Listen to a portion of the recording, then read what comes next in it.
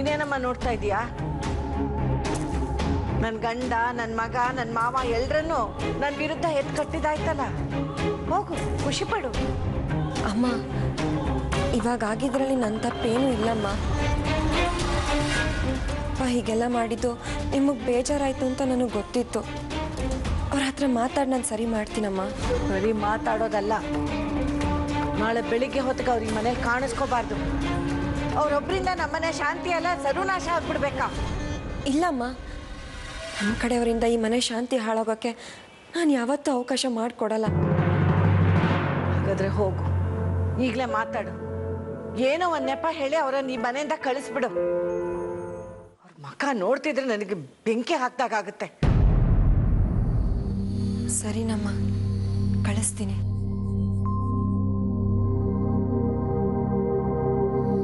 ನಿಂತ್ಕೋ.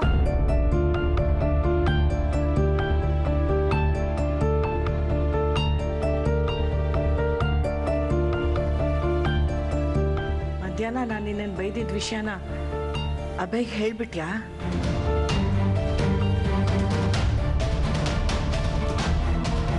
ಹೇಳೋದು ಇಲ್ಲಮ್ಮ.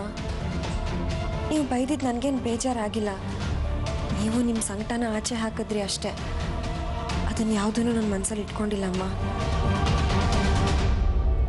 ಅಪ್ಪನ ವಿಷಯದಲ್ಲಿ ನೀವೇನೂ ಟೆನ್ಷನ್ ಮಾಡ್ಕೋಬೇಡಿ. ನಾನು ಅವ್ರನ್ನ ಈಗಲೇ ಕಳಿಸ್ತೀನಿ.